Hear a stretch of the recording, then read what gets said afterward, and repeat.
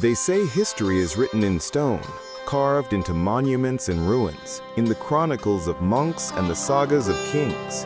But what happens when history is written in something older? Something hidden not in books or castles, but in our blood. Scotland, a land already cloaked in myth, legend, and centuries of fierce debate over identity, has now found itself at the center of a story no historian could have predicted.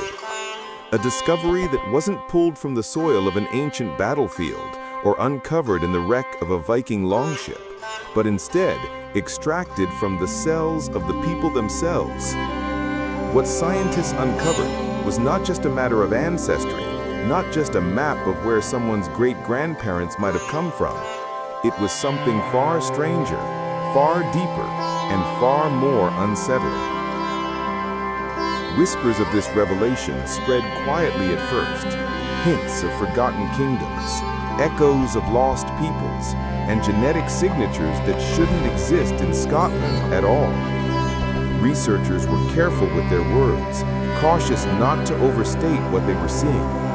But even their restraint couldn't stop the wildfire of speculation, because what Scotland's DNA revealed wasn't just a new page of history, it was a challenge to the very story the nation has long told about itself. The Highlands and Islands of Scotland have always carried the weight of legend. They are the stage for tales of clan battles, Norse raids, and kings who rose and fell like the mist across the glens. But science has now revealed that those legends were only part of the story. Lurking beneath, preserved in the blood of modern Scots, lies a hidden record.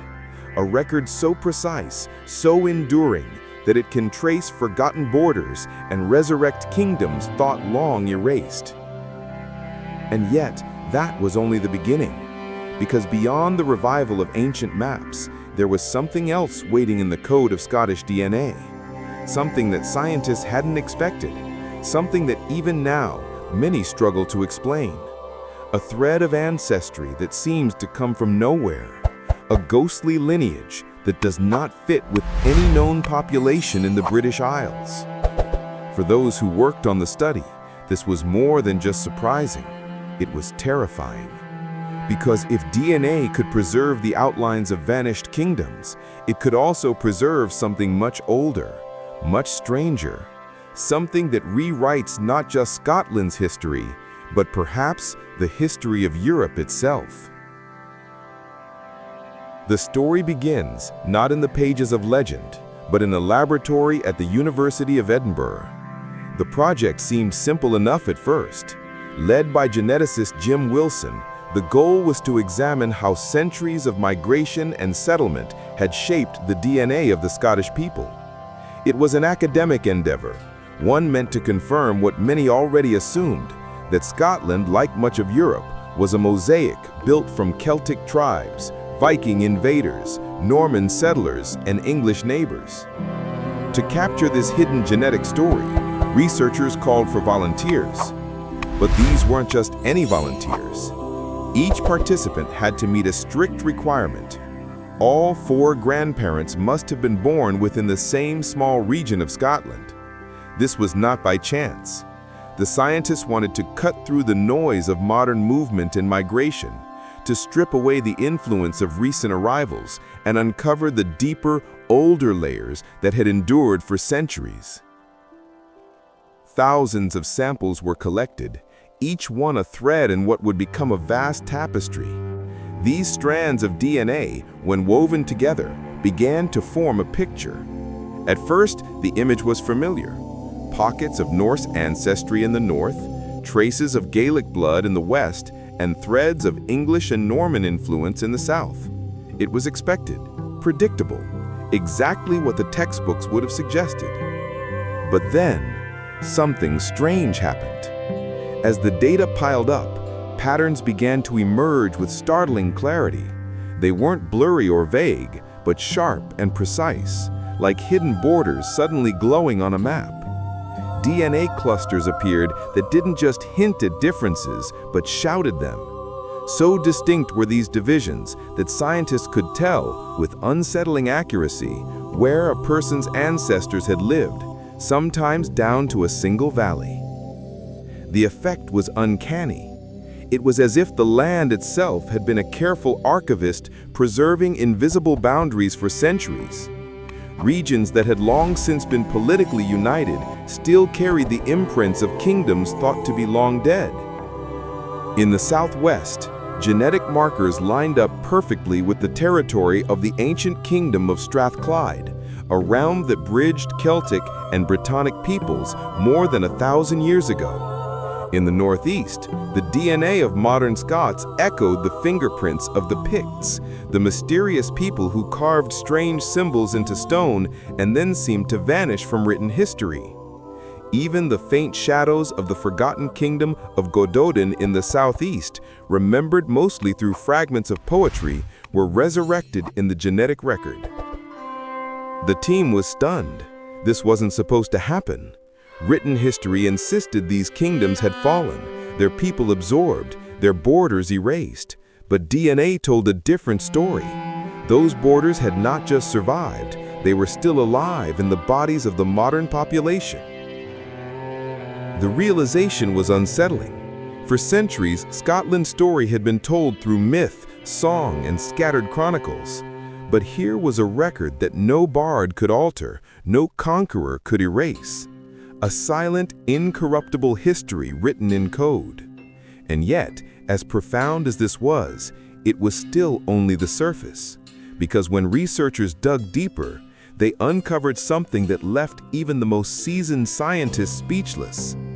There were markers scattered across Scotland that didn't align with Celtic tribes, Viking settlers, or any known group in the British Isles. They pointed instead to something older, something stranger. A shadow population whose traces lingered in the blood of modern Scots, though their names and stories had long since vanished. And this was where the project crossed from history into mystery. When the results first began to take shape, most of the researchers felt exhilarated.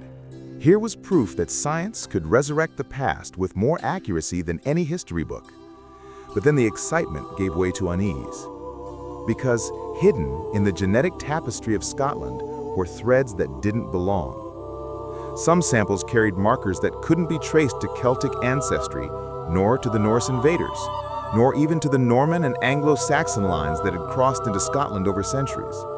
These fragments of DNA seemed to come from somewhere else entirely. At first, the team thought it must be an error. Perhaps a data glitch, perhaps contamination. But the anomalies persisted, showing up again and again across different samples, particularly in isolated highland and island communities. They were faint, yes, but undeniably there. And then came the most disturbing realization. These genetic markers matched no modern population in the British Isles. Instead, they hinted at links to groups that had long since vanished from the rest of Europe. Peoples erased by time, by conquest, by migration, yet somehow still alive in the blood of modern Scots. For example, in certain Highland communities, researchers found DNA traits that bore closer resemblance to ancient Northern European populations that disappeared thousands of years ago. How had they survived here, in this rugged corner of the world, when they had vanished everywhere else? The answer, some suggested, lay in the geography itself. Scotland is not an easy land to conquer, nor an easy land to leave. Its mountains, glens, and seas are natural walls, trapping communities in valleys or isolating them on wind-lashed islands. Over centuries, this isolation acted like a vault, preserving genetic diversity long after it was diluted or erased elsewhere. In other words, Scotland was not just a crossroads of history, it was also a time capsule. But this explanation, as logical as it sounded, didn't solve everything. Because some of the markers had no known match at all. They didn't line up neatly with Scandinavia, or Celtic Ireland, or any familiar source. Instead, they pointed further afield, to migrations that history had not recorded, to settlements that left no ruin. One theory was that Scotland's geography had trapped these lineages, preventing the sweeping tides of migration from erasing them. Another, more unsettling, was that history had overlooked an entire wave of settlers. Peoples who arrived in Scotland left no monuments and vanished from memory, except for the faint traces they imprinted in DNA. For those who lived on the islands, the results were both thrilling and haunting. It meant their families weren't just descended from Vikings or Celts, but possibly from peoples no one even knew existed. Communities became, in a sense, living archives, human time capsules storing secrets that no ruin or artifact could ever reveal. And yet this was not just about ancestry, because these concentrated, isolated patterns carried implications for the present and even the future. In genetics, isolation does not only preserve, it can magnify. Traits that were once rare can become common, diseases can cluster, and entire populations can carry hidden risks locked deep within their blood. The island DNA was a treasure trove, yes, but it was also a warning, because in these wind-swept places, the past had refused to stay buried, and in doing so, it might yet shape the fate of those who live there today. By now, the researchers thought they had mapped the Scottish genome into a neat, if complicated, story. Celts, Norse, Anglo-Saxons, Normans, with some prehistoric survivors lingering in remote glens and islands. A patchwork, yes, but one that more or less matched what history books already suggested.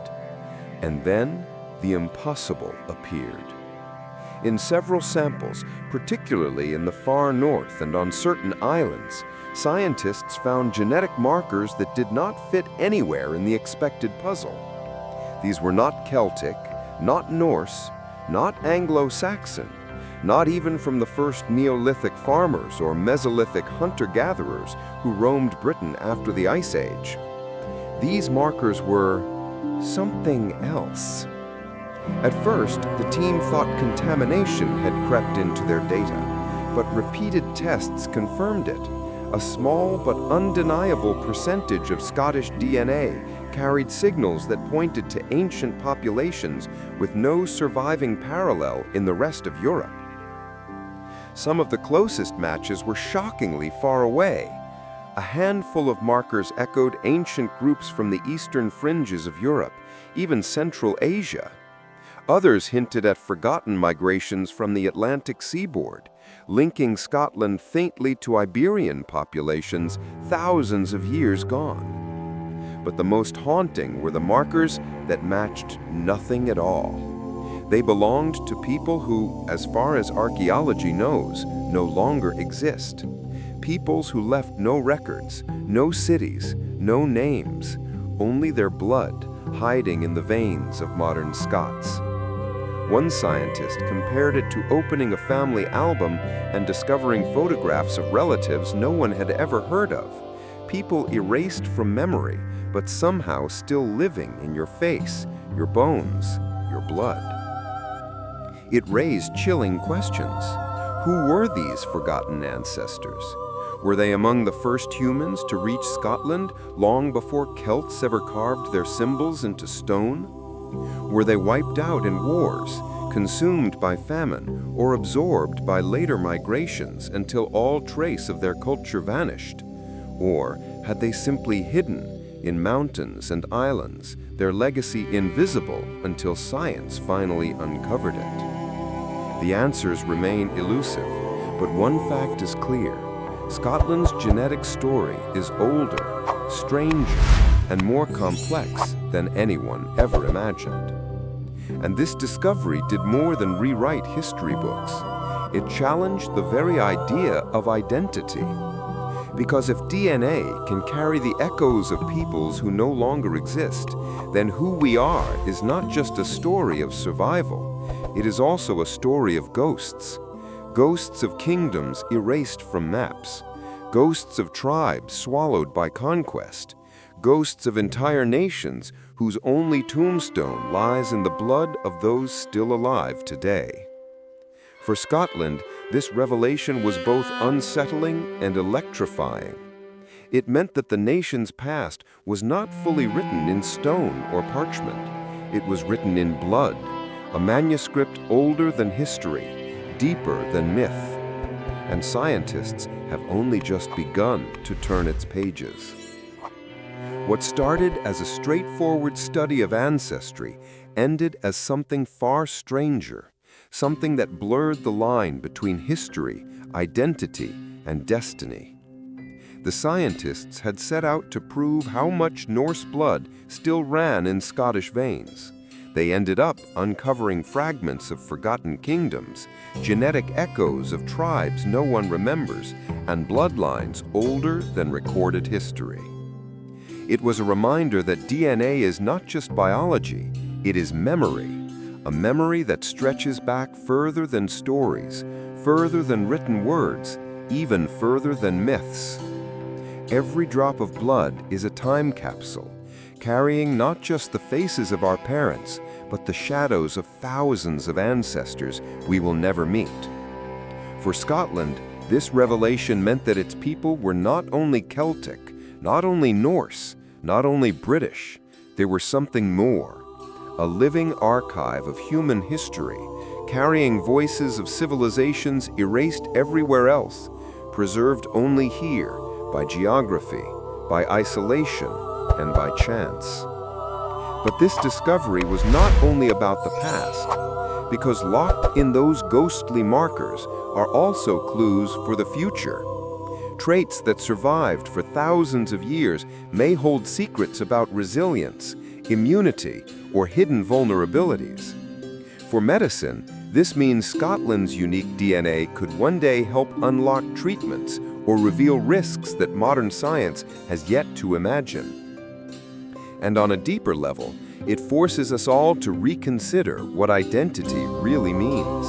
We often think of nations, tribes, or families as fixed categories, but the DNA tells another story. It shows that every human is a mosaic, carrying within them not just the remembered ancestors, but also the forgotten ones. We are all of us, haunted by our blood. And in Scotland, those ghosts whisper louder than almost anywhere else. The study has only scratched the surface. New technology will go deeper, reading genomes like scrolls, uncovering entire lost chapters of humanity. What we call history may turn out to be only a fraction of the truth. So the next time you look at the rugged mountains of the Highlands, or the lonely shores of Orkney, or the ancient stones that dot the Hebrides, remember this: these lands are not just landscapes, they are vaults. Vaults that hold not just the bones of the past, but the blood of forgotten peoples still alive in the present. And if Scotland's DNA teaches us anything, it is this: the past is never truly gone. It lives in us, waiting to be remembered.